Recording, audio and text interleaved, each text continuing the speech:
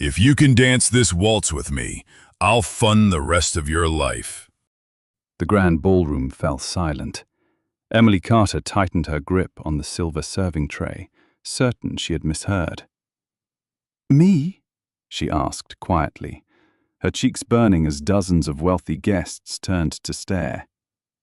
"I'm only a waitress." Her eyes drifted toward the elegant women gliding across the marble floor in sparkling gowns. "They belong out there," she whispered. "I don't." A few guests laughed under their breath, convinced the most powerful mafia boss in Chicago was making a cruel joke. Alessandro Moretti took one calm step forward. His sharp grey eyes never left Emily. "I'm not looking at your uniform," he said. "I'm looking at the dancer your father taught." Then he extended his hand, waiting patiently for her answer as the orchestra prepared to play the waltz once more. A cool autumn rain polished the streets of Chicago until the city lights shimmered like gold beneath the wheels of arriving limousines. Inside the Moretti Grand Hotel, crystal chandeliers burned above a ballroom filled with music, wealth, and carefully hidden ambition.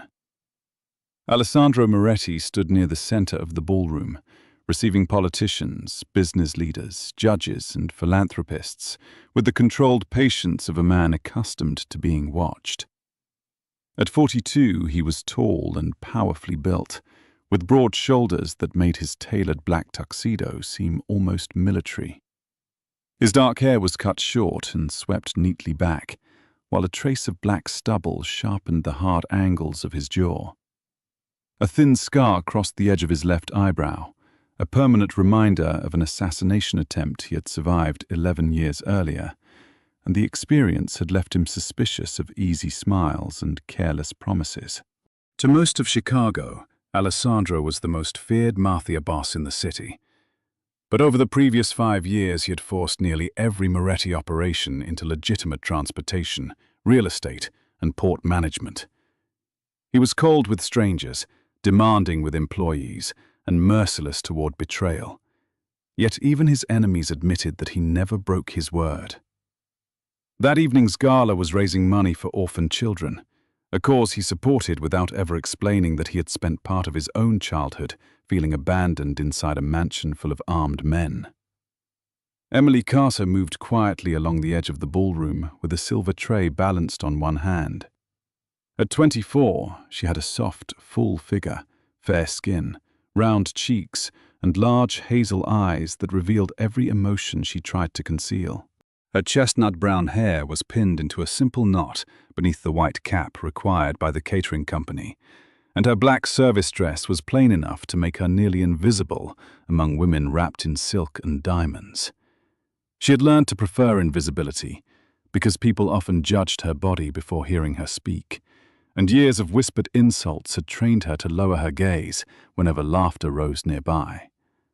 Still, there was a natural grace in the way she carried herself, a balance too precise to belong to an ordinary waitress. She had accepted the shift because the payment would cover another week of her mother's medication, and she had promised herself she would not think about the dancers, the music, or the life she had once imagined. For most of the evening, she succeeded. Then the orchestra changed songs. The first notes of a slow Viennese waltz drifted across the ballroom, delicate and familiar, and Emily's fingers tightened around the tray. She knew the melody before the second measure began. Her father had played that same recording every Sunday morning in their small apartment, moving the furniture aside and teaching her to count beneath her breath. 1, 2, 3. 1, 2, 3. For a moment, the ballroom disappeared, replaced by the warmth of his hands and the sound of his patient laughter whenever she stepped on his shoes. Emily continued walking, but her body answered the music before her mind could stop it. Her left foot glided sideways, her right foot closed with perfect control, and she turned around a passing waiter without disturbing a single glass. The movements were small, almost hidden beneath the duties of service, yet every step landed exactly on the beat. She did not realize Alessandro had stopped speaking in the middle of a conversation to watch her. He observed her for nearly a minute, his grey eyes narrowing with concentration. Alessandro had attended enough formal events to recognize trained movement, and what Emily was doing was not imitation or clumsy enthusiasm. Her posture changed whenever the melody rose, her shoulders relaxed, and a confidence appeared in her face that had not been there moments earlier. She seemed to become another woman, someone who belonged beneath the chandeliers rather than beside the kitchen doors. When the song ended, Emily caught herself standing in a dancer's finishing position, with one foot pointed behind her. Embarrassment rushed through her so quickly that her cheeks turned red, and she immediately lowered the tray, hoping no one had noticed. Alessandro stepped away from the group surrounding him and crossed the ballroom. Conversations weakened as guests realized their host was approaching a member of the serving staff. "Who taught you to dance?" he asked. His voice was deep and calm, but it carried far enough for the nearest tables to hear. Emily looked over her shoulder, briefly believing he must be speaking to someone else. When she met his eyes, her breath caught. She had heard stories about Alessandro Moretti all her life. Stories of men losing businesses after deceiving him, and officials changing their decisions after a single private meeting. Yet standing before her, he did not appear angry. He appeared curious, which somehow frightened her more.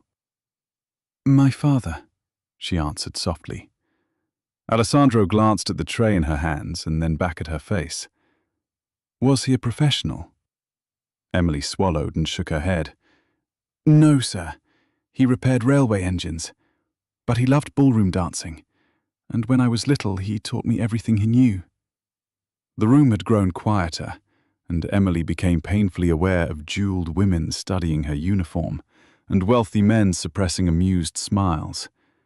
She wanted to excuse herself, but Alessandro's attention held her in place.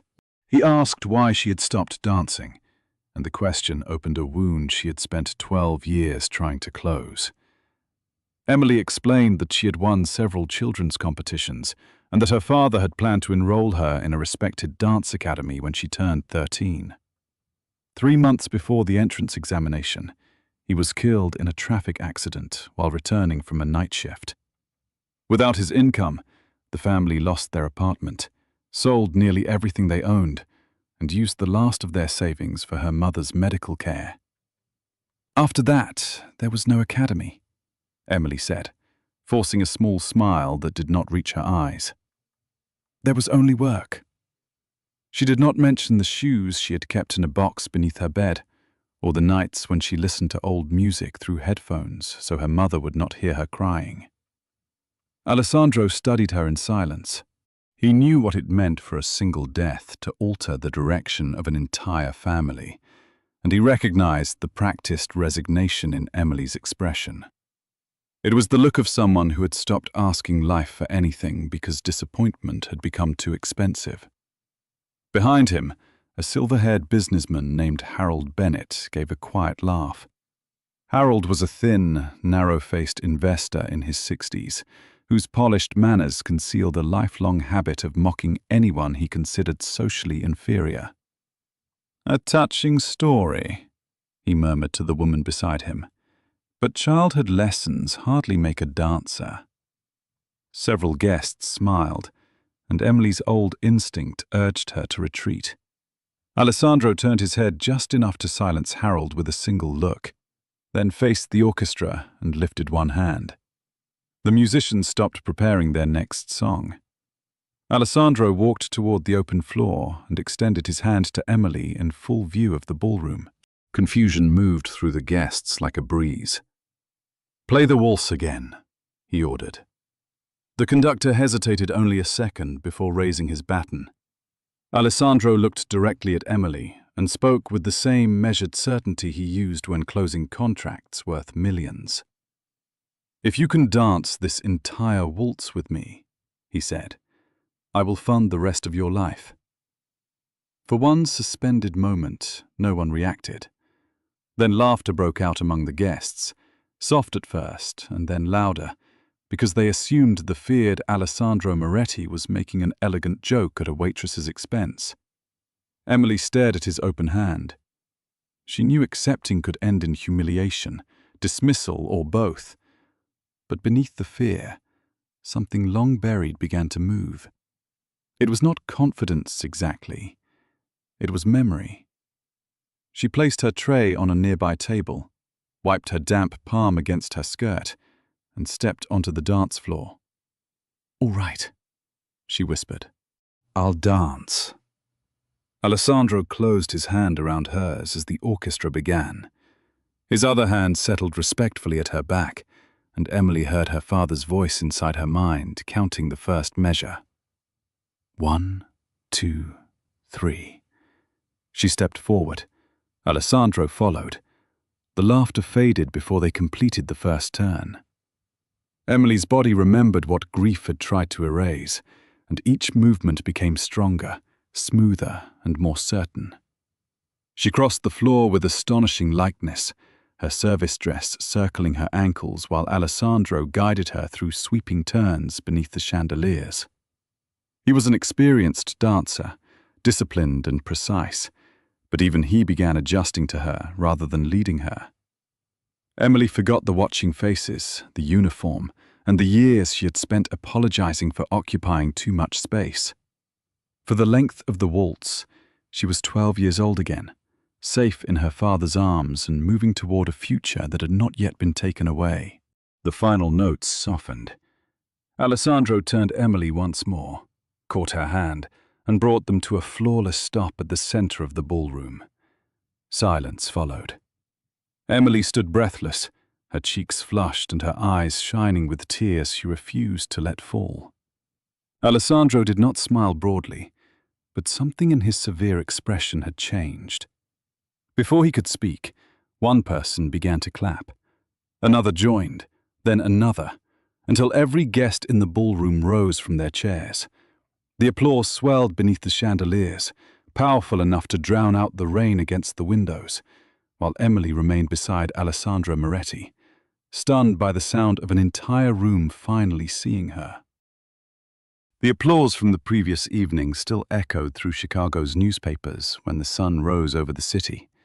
Headlines speculated about the mysterious dance between the city's most powerful mafia boss and an unknown waitress, while television commentators argued over whether Alessandro Moretti's extraordinary promise had merely been a dramatic gesture meant to entertain wealthy donors. Emily Carter, however, woke before dawn in the tiny apartment she shared with her mother, convinced that reality would soon erase the miracle she had experienced. She carefully folded her waitress uniform, prepared breakfast for her mother, and silently replayed every second of the waltz, wondering whether she had imagined the sincerity she thought she had seen in Alessandro's eyes. Her mother, Margaret Carter, was a gentle 56-year-old woman with silver beginning to spread through her chestnut hair, long before old age should have claimed it. Years of chronic heart disease had left her physically fragile, yet her warm smile still carried the quiet strength that had kept both of them alive after her husband's death. She noticed the distant look in Emily's eyes, but simply squeezed her daughter's hand, believing hope was sometimes too delicate to question aloud. At precisely 9 o'clock that morning, a sleek black sedan stopped outside the aging apartment building. The driver stepped out first, followed by Victor Hale, Alessandro Moretti's chief legal advisor.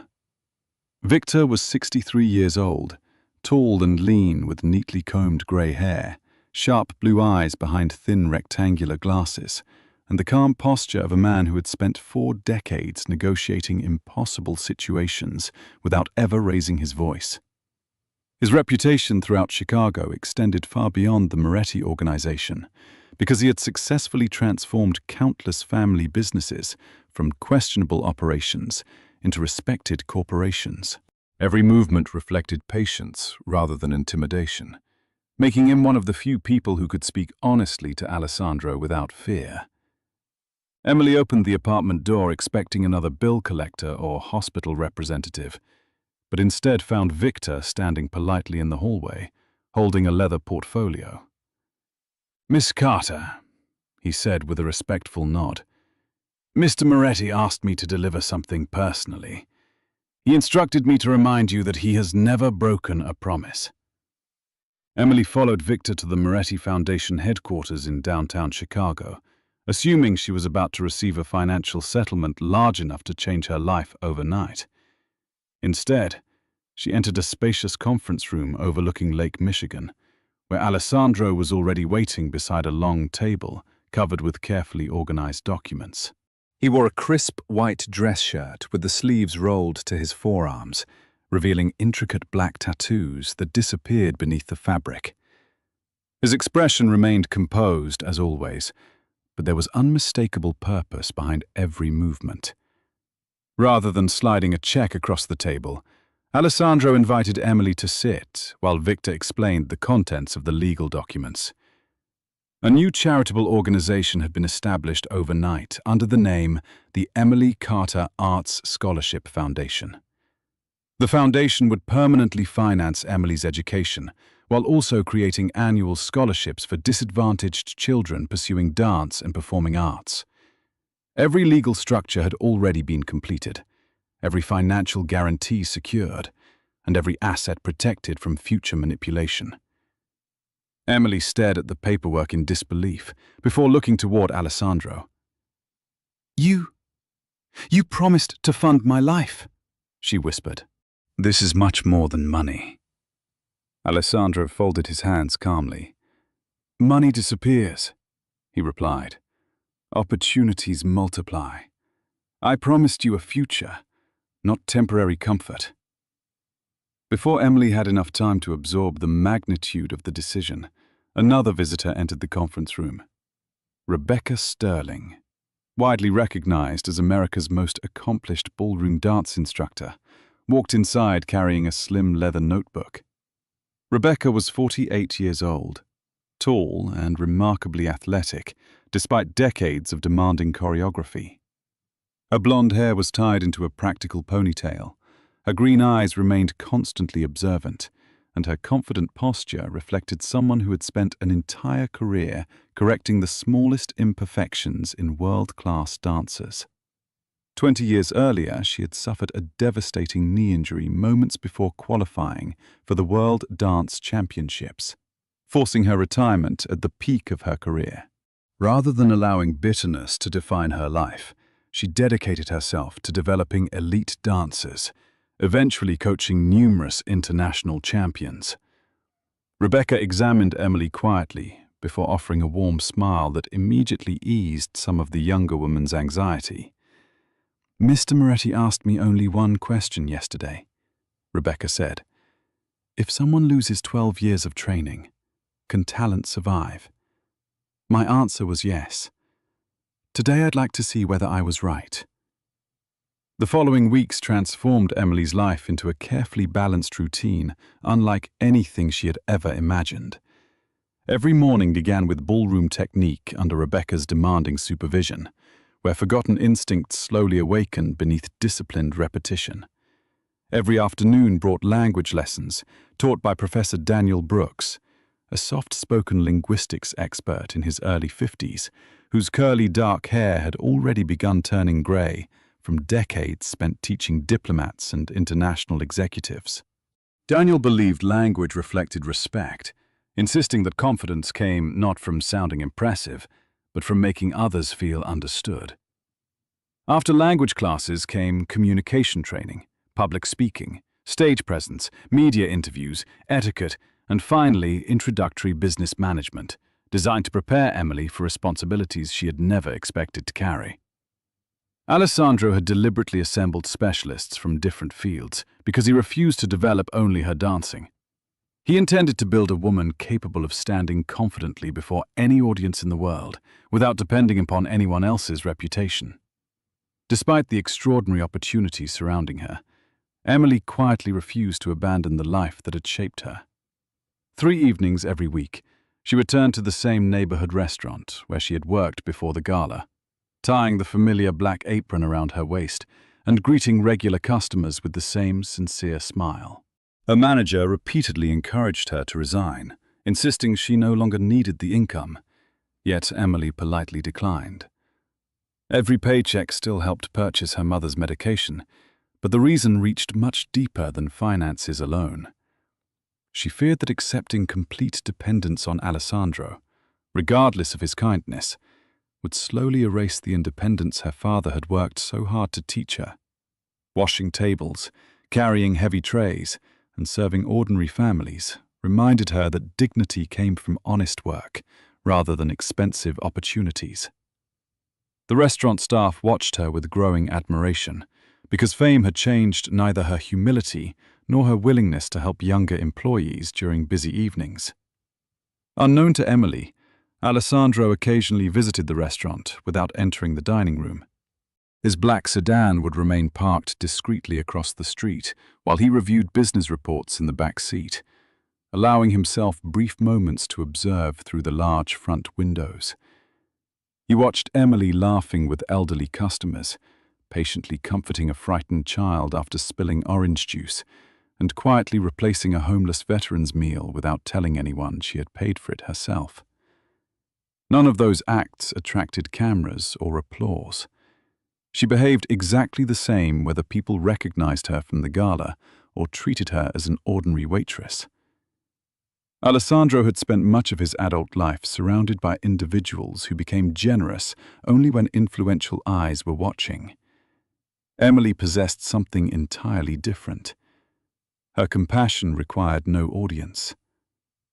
One rainy evening, Rebecca completed another exhausting training session before finally dismissing Emily for the day. As the young woman hurried toward the bus stop, instead of accepting the luxury car waiting nearby, Alessandro remained standing beside the studio window. Rebecca joined him silently, crossing her arms while watching Emily disappear into the rain, carrying nothing more than an old backpack and a worn umbrella. "Most people would have quit working the moment you created that foundation," Rebecca observed quietly. Alessandro nodded without taking his eyes off the street below. "That's exactly why I didn't give her money," he answered. "Character can't be purchased. It only reveals itself when people finally have the freedom to choose." Rebecca smiled faintly because she realized her powerful employer was no longer evaluating Emily's talent alone. Day after day, without saying a word, Alessandro found himself respecting her resilience more deeply than he had ever expected, quietly recognizing that the greatest strength she possessed had nothing to do with dancing at all. Several months passed, and Emily Carter's name slowly began appearing in places she had never imagined. Local ballroom competitions became regional championships, and regional victories gradually opened the doors to national events where professional judges evaluated every movement with unforgiving precision. At first, audiences came out of curiosity because they remembered the story of the waitress who had danced with Alessandro Moretti. Soon, however, the whispers changed. Spectators no longer discussed the gala or the billionaire mafia boss who had funded her education. They talked about Emily's extraordinary musicality, her flawless timing, and the rare emotional honesty she brought to every performance. She was still a young woman, with a soft, plus-size figure, warm hazel eyes, and the same gentle smile she had carried while serving meals in a neighborhood restaurant. But something inside her had changed. The frightened waitress who once apologized for taking up space had gradually become an artist who belonged beneath the spotlight, without ever demanding attention. Every competition strengthened her confidence, yet she remained remarkably humble, thanking every stage assistant, every volunteer, and every musician before leaving the ballroom. The growing attention surrounding Emily inevitably attracted people who cared less about her talent than her commercial value. Among them was Maxwell Pierce, the charismatic president of Aurora Entertainment Group, one of the country's largest performing arts management companies. Maxwell was 51 years old, tall and impeccably dressed, with perfectly silver hair, expensive tailored suits, and a polished smile that made investors trust him within minutes. Behind that charming appearance, however, hid a calculating businessman who had built his fortune by signing young performers before they understood the true worth of their own careers. 15 years earlier, after nearly losing his company during an economic recession, Maxwell had abandoned every ideal he once claimed to believe in.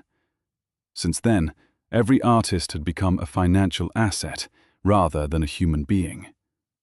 When he watched Emily dominate another prestigious competition in Chicago, he saw not a gifted dancer, but an opportunity capable of generating millions of dollars. Within days, Aurora Entertainment invited Emily to its luxurious headquarters overlooking downtown Chicago. The building itself reflected success, with marble floors, towering glass walls, and enormous photographs of internationally famous performers decorating every corridor. Emily had never entered an office so magnificent before. She nervously adjusted the sleeves of her modest cream-colored blouse, while trying to ignore the portraits of celebrities who smiled confidently from every wall.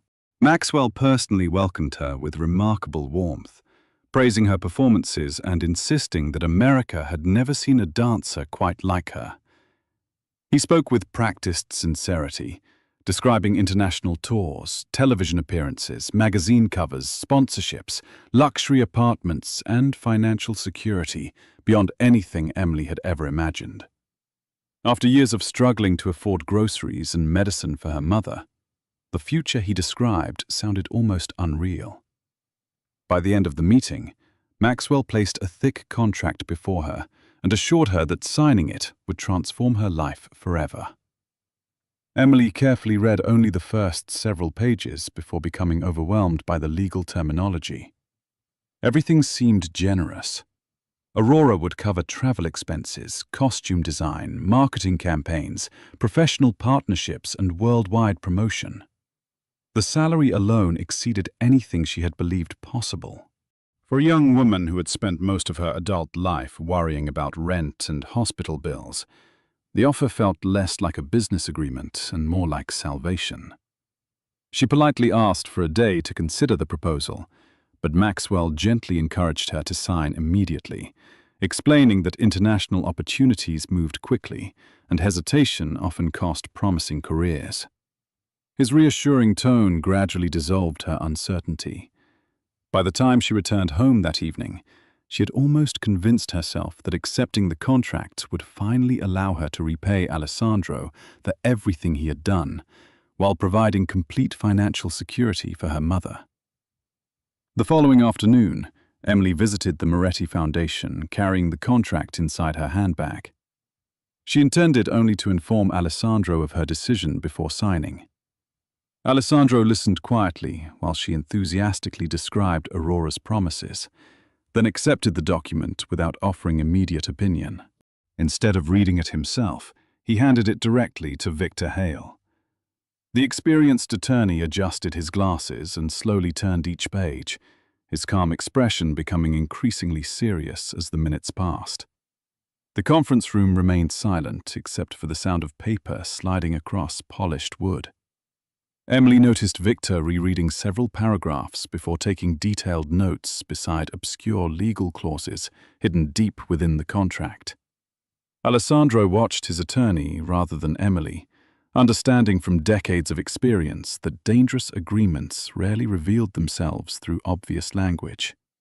Finally, Victor closed the document and removed his glasses with visible disappointment.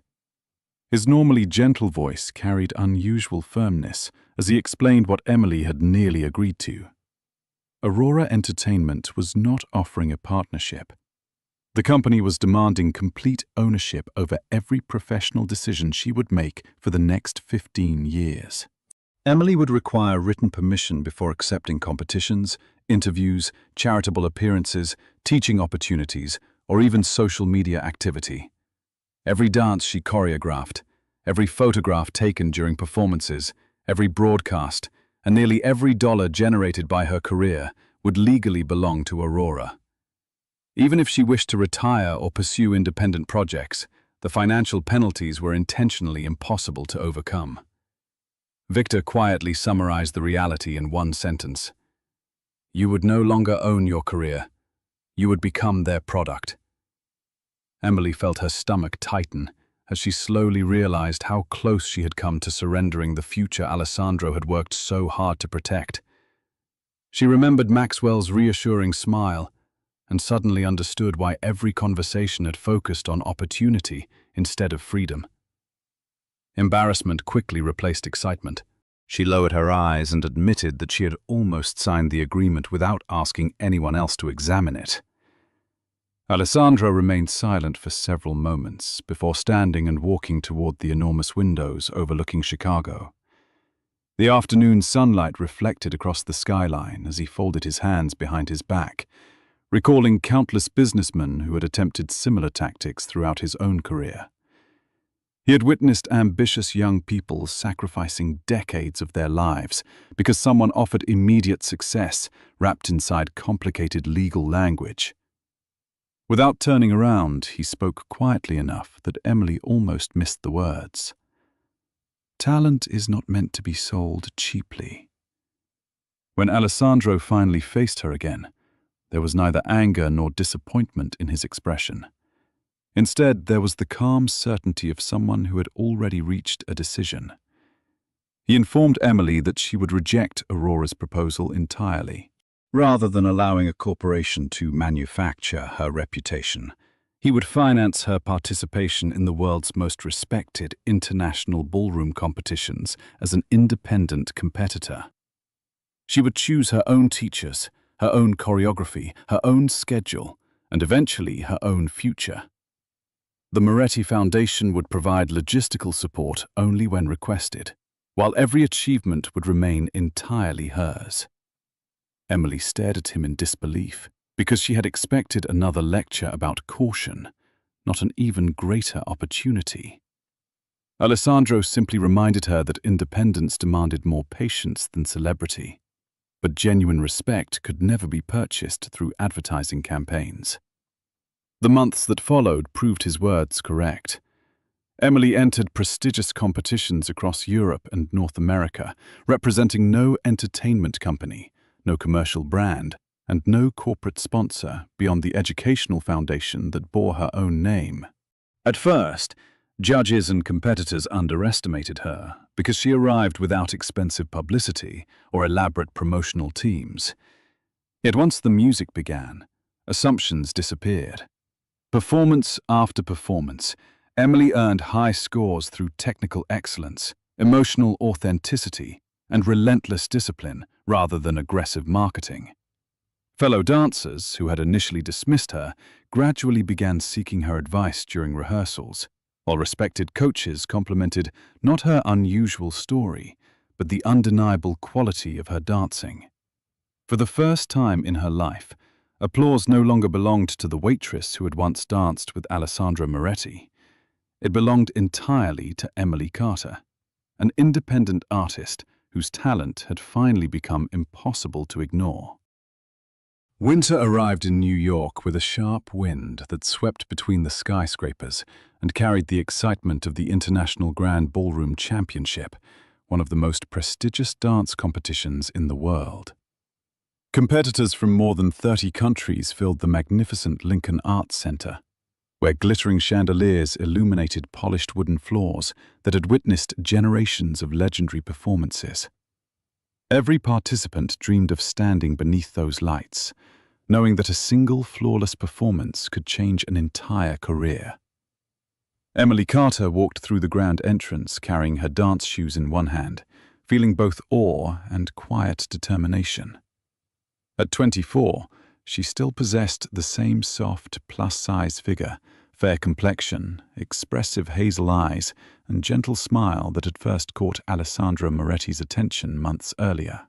Yet beneath that familiar appearance now lived a disciplined artist who had survived countless hours of relentless practice, painful self-doubt, and the constant pressure of proving that talent could exist in a body the world refused to celebrate.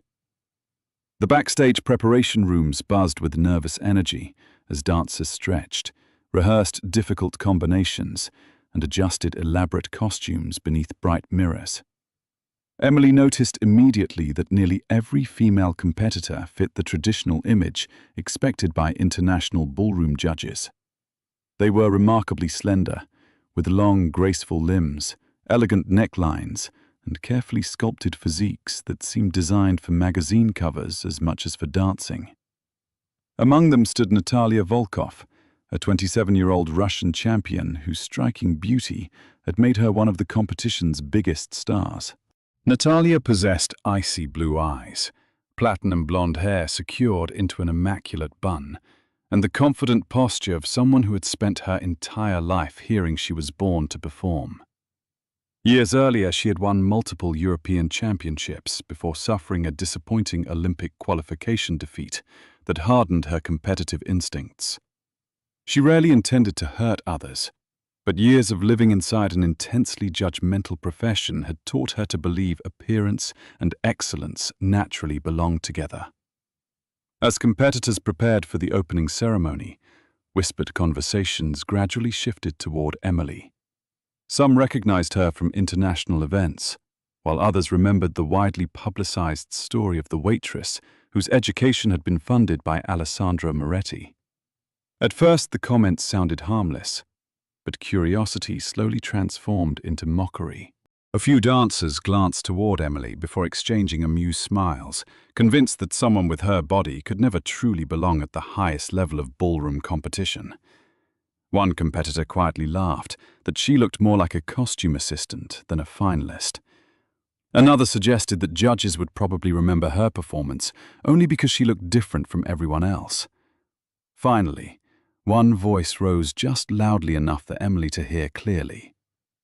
"She's too fat to stand on that stage."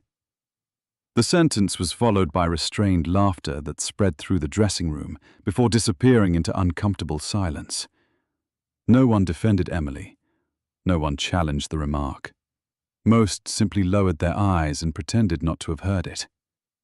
Emily quietly turned away and walked into an empty practice hallway, where large windows overlooked the grey Manhattan skyline. For months, she had convinced herself that results mattered more than appearances.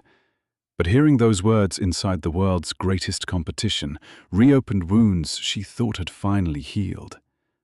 Every childhood memory returned with painful clarity. She remembered classmates refusing to choose her as a dance partner, strangers whispering cruel jokes when she entered studios, and instructors politely suggesting she might enjoy another hobby more suitable for her body. Success had changed newspaper headlines, yet it had not erased the prejudice waiting beneath them. Standing alone beside the cold glass, Emily stared at her reflection and suddenly saw not the accomplished dancer she had become, but the insecure waitress who had once believed invisibility was safer than hope. For the first time since meeting Alessandro, she seriously considered withdrawing before the competition even began. Losing on stage seemed easier than enduring another public humiliation. Alessandro Moretti had accompanied the delegation to New York, although he deliberately remained far from the cameras.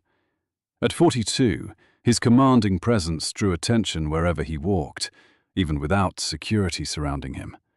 His powerful athletic frame, neatly combed dark hair, sharp jawline marked by faint stubble, and calm grey eyes projected the disciplined confidence that had allowed him to transform one of America's most feared criminal empires into a legitimate business network. While organizers focused on celebrities and sponsors, Alessandro quietly observed the backstage area from a distance until he noticed Emily standing alone near the practice corridor. He immediately recognized the subtle changes in her posture. Her shoulders had lowered, her breathing had become shallow, and the confidence she had built through months of disciplined work seemed to be slipping away beneath invisible weight. He approached without rushing and stood beside her, looking through the same window toward the city rather than directly at her reflection. Emily tried to hide the tears gathering in her eyes, embarrassed that a few careless words had shaken her so deeply after everything she had already overcome. She admitted she was afraid the audience would see only her size before noticing a single step she danced. Alessandro remained silent for several moments because he understood that encouragement offered too quickly often sounded empty. Finally, he turned toward her with the same calm expression she had first seen on the ballroom floor in Chicago. "The day I met you," he said quietly. "I only saw talent." Nothing more followed. There was no long speech, no elaborate motivation, and no promise that victory was guaranteed. The simplicity of those words carried far greater power because Emily knew they were true. On the night of the charity gala, before the scholarships, before the championships, before the newspapers had learned her name, Alessandro had already believed in the dancer hidden beneath the waitress's uniform. Those words settled deep inside Emily's heart as she slowly closed her eyes. She realized she had spent months trying to convince other people she deserved to stand beside them, when the only opinion that truly mattered had never changed from the beginning. She was not dancing to silence critics. She was dancing to honor her father, repay Alessandro's faith, and prove to herself that dreams delayed were not necessarily dreams destroyed. When the stage manager announced her performance, Emily inhaled once, adjusted the elegant ivory ballroom gown designed specifically for the championship, and walked confidently toward the brilliant lights waiting beyond the curtains. Every step felt lighter than the one before because she no longer carried the impossible burden of seeking everyone's approval. The orchestra began with the opening measures of a classic Viennese waltz, and the enormous auditorium gradually disappeared from Emily's awareness. Her movements flowed with remarkable elegance, blending flawless technique with genuine emotion that reached far beyond technical perfection. Each turn reflected years of discipline, every extension carried quiet confidence, and every expression revealed a woman who had finally accepted herself completely. Judges who had entered the evening expecting another well-trained competitor found themselves captivated by something far rarer than flawless choreography. Emily danced with unmistakable authenticity. She was no longer performing for trophies or applause. She was telling the story of every dream that had survived ridicule long enough to become reality. When the final note echoed through the theater, silence filled the auditorium for a heartbeat before thousands of spectators rose simultaneously from their seats. The applause erupted like thunder beneath the soaring ceiling, growing louder instead of fading. Minute after minute, the standing ovation continued as judges exchanged astonished glances and fellow competitors applauded with sincere admiration. Even Natalia Volkov stood with genuine respect, realizing she had witnessed not simply technical excellence, but extraordinary courage expressed through dance. Moments later, the chief judge stepped onto the stage and announced the official results. Emily Carter had won the International Grand Ballroom Championship. As tears finally filled her eyes beneath the brilliant stage lights, the audience continued applauding for nearly 10 uninterrupted minutes, celebrating a victory earned not because she had looked like every other dancer, but because no one else could dance quite like her. 1 year after Emily Carter lifted the championship trophy in New York, the first warm days of autumn returned to Chicago, bringing golden sunlight across the city where her remarkable journey had begun. Standing on the east side of Lincoln Park was a beautiful 3-story building, surrounded by maple trees whose leaves had just begun turning crimson and gold. Above its entrance hung a simple bronze sign that read, "Emily Carter Dance Academy." Long before the official opening ceremony, children and families had already gathered outside the gates, filling the courtyard with nervous excitement and hopeful laughter. Some arrived wearing brand new dance shoes purchased after months of saving, while others carried worn sneakers carefully cleaned the night before because they could afford nothing else. They came from every neighborhood in Chicago, united by a dream that once seemed too expensive or too impossible to pursue. Emily stood near the entrance, greeting every family personally, instead of waiting inside as the guest of honor. At 25, she remained the same warm-hearted woman who had once carried silver trays through a charity gala, although confidence now rested naturally within her gentle smile. Her soft, plus-size figure had never changed, nor had the kindness reflected in her hazel eyes.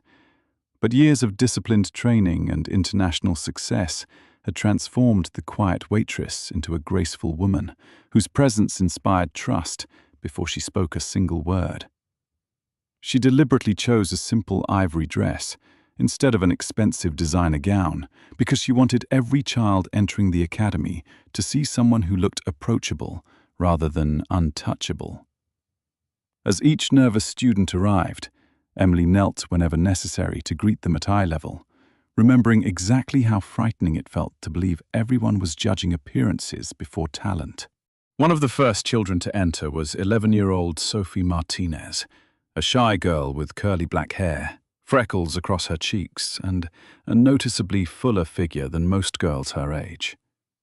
Sophie clung tightly to her mother's hand while staring anxiously at the other students warming up inside the studio. She had loved dancing since preschool, but had quit 2 different classes after classmates repeatedly laughed at her body during rehearsals. Her mother, Elena Martinez, was a hard-working nurse in her late 30s, with tired brown eyes that reflected years of balancing hospital shifts and single parenthood after losing her husband to cancer. Elena had nearly cried when she learned that Emily's academy accepted every child, regardless of appearance or financial background. Emily immediately recognized the uncertainty in Sophie's expression, because she had once worn the same look herself. Kneeling beside the young girl, she smiled gently and said, "Inside these walls, nobody has to earn the right to dream. You already belong here." Sophie smiled for the first time that morning, before carefully stepping through the front doors. The academy itself represented far more than a dance school. During the previous year, Alessandra Moretti had quietly expanded the Emily Carter Arts Scholarship Foundation far beyond its original purpose. Scholarships now covered tuition, transportation, dancewear, music education, and nutritional support for hundreds of children whose families could never have afforded professional artistic training. Several former scholarship recipients had already won regional competitions, while others simply discovered confidence they had never believed possible. Classrooms were equipped with mirrors, rehearsal studios, libraries, language learning spaces, and counseling rooms, because Emily insisted that artists needed emotional support as much as technical instruction. Every hallway displayed photographs, not of famous celebrities, but of ordinary children, smiling during lessons, reminding everyone that success began with opportunity rather than perfection. The opening ceremony brought together community leaders, teachers, scholarship recipients, families, and countless supporters who had followed Emily's extraordinary journey from the beginning. Alessandra Moretti arrived without the extravagant entrance many expected from Chicago's most influential businessman. At 43, he remained every bit as commanding as before, with his powerful, athletic frame, neatly styled dark hair, sharp features, and calm grey eyes that rarely revealed emotion. His reputation throughout the city had continued evolving, as nearly every remaining Moretti enterprise completed its transition into legitimate business, making him respected as much for his discipline as for his influence. Yet among the children crowding around the stage, Alessandro was not feared. They knew him simply as the man whose foundation had allowed them to chase dreams their families could never have purchased. When Emily stepped onto the stage, the applause continued for several minutes before the audience gradually settled into silence. Looking across the hundreds of children seated before her, she found herself remembering every difficult moment that had brought her there. She remembered serving food, while secretly mourning the dance career she believed had died with her father. She remembered standing alone backstage in New York, wondering whether she deserved to perform. Most vividly, she remembered the evening Alessandro had extended his hand across a ballroom floor and offered a promise no one else believed. Her voice trembled slightly as she turned toward him. "If you hadn't kept your promise that day," she said softly, "I would still be a waitress." The audience remained completely silent, because everyone understood those words carried far greater meaning than professional success. Emily was not ashamed of her former work. She simply recognized how one act of faith had completely changed the direction of her life. Alessandro stood slowly and walked toward the podium. He looked at Emily for several quiet moments before answering with the same calm honesty that had always defined him. "No," he said gently. "That day I only opened the door." He paused briefly, allowing his words to settle throughout the auditorium before continuing. "You were the one brave enough to walk through it." No elaborate speech followed. None was necessary. The children listening understood immediately that greatness did not begin when someone offered help. It began when someone found the courage to accept the opportunity and continue moving forward despite fear. Emily lowered her head as tears quietly filled her eyes, knowing those simple words described her journey more truthfully than any newspaper article ever could. Life at the academy flourished over the following months. Every afternoon echoed with music, laughter, determined practice, and countless small victories that mattered far more than trophies.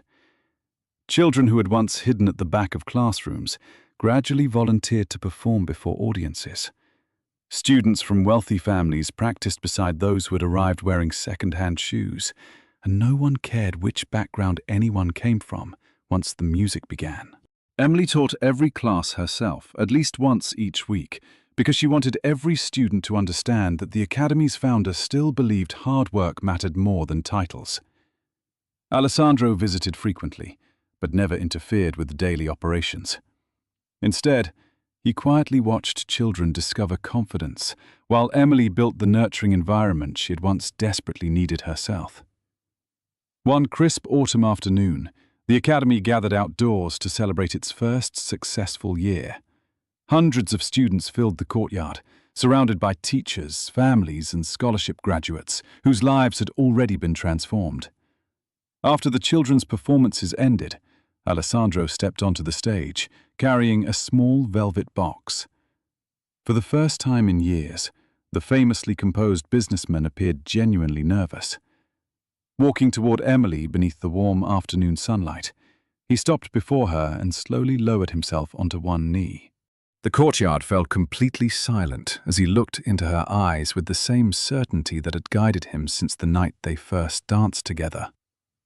He asked her not to become part of his powerful reputation, but to continue walking beside him as the woman who had reminded him that promises could change lives.